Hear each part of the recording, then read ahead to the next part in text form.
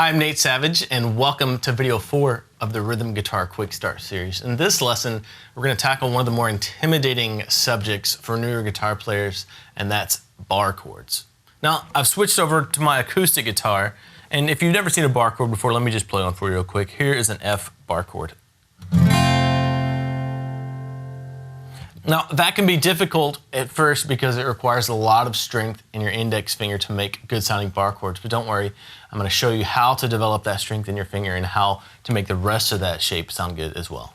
Bar chords are great because they're distinctly different sounding from open chords, but they have the same advantage as your power chords. You can move them all around the fretboard. To start, let's focus on building some strength and dexterity in your index finger to make your bars for your bar chords. This is a step that a lot of guitar players kind of skip over, and that can be a source of frustration if your index finger isn't really strong. It just takes some time to develop this, and your finger may get fatigued at first, but just know that that's normal. It's going to take some time to build up the strength and dexterity that you need to make these bar chords. The first thing we need to do is just get our index finger on across all 6 strings to make your bar, right? But the farther you go back to the nut of the guitar, the harder it is to make that bar. So what we're going to do is just come to the 3rd fret and put your index finger across all 6 strings to make a bar. And there's 3 things as far as bar placement that I want to go over with you that'll help you make your bar chords sound clean. First of all, when you come make a bar, you don't want to come down just directly on the bottom part of your finger, the fleshy part right here.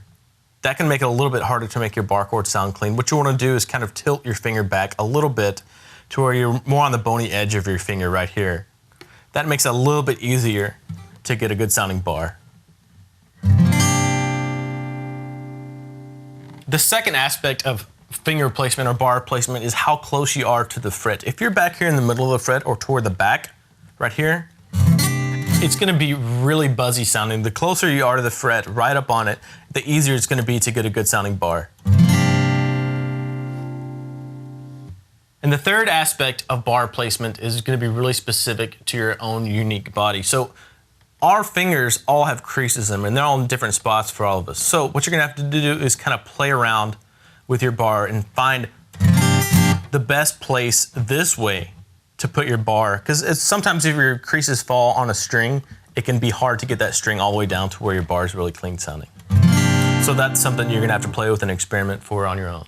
So now that we've got those 3 placement topics out of the way, what we want to do now is talk about bar technique a little bit. So what you want to do is basically form a clamp with your thumb and your index finger. If your thumb is in front or behind your finger a little bit, it's going to be a little bit harder to get the strength you need to make a good sounding bar. So basically, you're just making a clamp between your thumb and your index finger like that. That's the first thing you want to remember. The next thing you're going to want to be aware of as far as technique for your bar is if your wrist is kinked too far one way or too far the other. If your wrist is kinked upward like this, it's going to be almost impossible to get your bar in a good spot for clean bar chords. That's going to be really difficult on you. But if your wrist is kinked too far the other way, you're going to get sore after a while and it's going to hurt. So what you want to do is kind of start off with a neutral position. And my wrist ends up being a little bit curved this way, but not too far. So you want to keep that in mind. And one thing that can help you with that is my next point. If your elbow is up here, that's going to be a lot harder for you to make clean bars too, because I'm not getting a very good attack or angle on the strings there. If you pull your elbow into your body, it's going to automatically line your finger up with your frets. It's going to put you in a good position to make those bars. Remember all these tips. Put your bar on, strum it, see if it sounds clean. If not, readjust it. Go through all the tips I've given you. And you're also going to want to experiment with how much pressure is necessary to make your bar sound clean. You don't want to kill yourself and overexert yourselves by putting too much pressure on. That can make the strings go sharp too. So you want to experiment with how much pressure is enough and how much is too much. So a little more clean. I don't need to put any more than that. So let's work on strengthening your bar now that you have some technique and some tips down. The best way to do this is just work on it by itself. And by that, I mean just make a bar across the 1st fret and then move it up 1 fret. Keep all the tips I gave you in mind and make little micro adjustments with your bar if it's not sounding clean. Next fret up. And this will take a while to develop. And you know, if you'll notice, I did that and my middle finger came back to help the bar. And if your index finger is too weak to do this right now, do that. Use your middle finger there to kind of help it as a stepping stone to making clean bars. Eventually you'll want to get it to where it's clean just by itself. And you're going to want to work on this for several weeks to develop your index finger strength. It may take some time for you to build up the strength and dexterity in your index finger, but that's completely normal. Don't worry about that. Consistent practice will really pay off here. So once you have your bar strength and dexterity down, the next step to learning your first bar chord is to learn how to make an open E major shape with your second, third, and fourth fingers instead of your first, second, and third fingers. And if you don't know your open E shape, let me just show it to you real quick. This is an open E. You can learn it later here in the Rhythm Guitar Quick Start series if you like, but the idea is to make that chord with your second, third, and fourth fingers instead of your first, second, and third fingers. So you're going to want to put your second finger on the first fret of the G string. Your pinky is going to come and grab the second fret of the D string, and your third finger is going to grab the second fret of the A string. It's a little awkward at first. It may be a little awkward at first, but you have to get that down to where you can go right to it. That's your next step. And all 6 strings, you can strum them.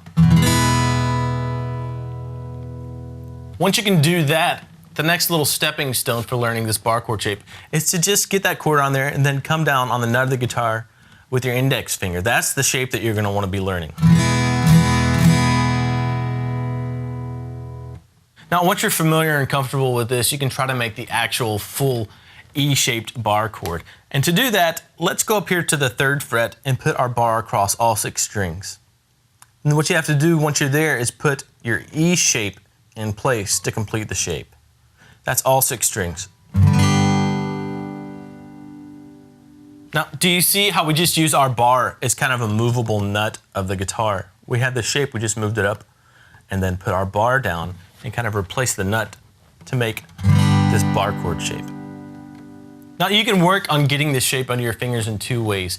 And this is kind of what people naturally do, but it's kind of good to cross-train like this. You can put the bar on first and then put the rest of the shape on.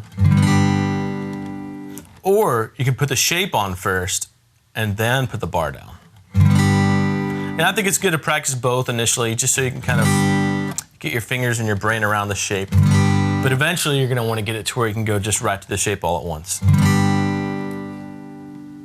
Now, just like with your power chords, how the lowest root note or the lowest note you're playing with your index finger gave that power chord its specific name, the same thing applies here for this bar chord shape.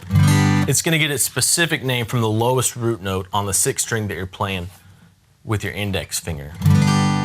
In this case, the lowest note on the 6th string is a G note right there on the 3rd fret, so this is going to be a G major bar chord.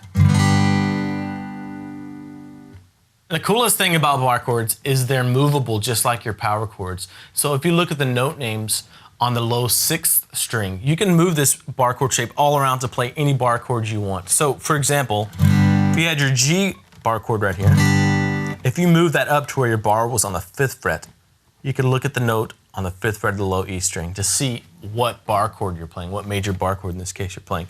That's an A note, so if your bar is there and you put the rest of your shape on, you'll be playing an A bar chord. So experiment with this shape, move it all around. Because playing it down here feels quite a bit different than playing it up here. You have to scrunch your fingers up a little bit more. So move it around and get as comfortable as you can with it. Thanks for watching this lesson. I know we covered a lot of information, but that's okay. You can come back and watch it again if you need to. Work on building up the strength in your bar and getting this shape down and moving it all around the fretboard. If you have any questions about this lesson, you can leave them here in the comments or email me, Nate@guitarsystem.com. See ya.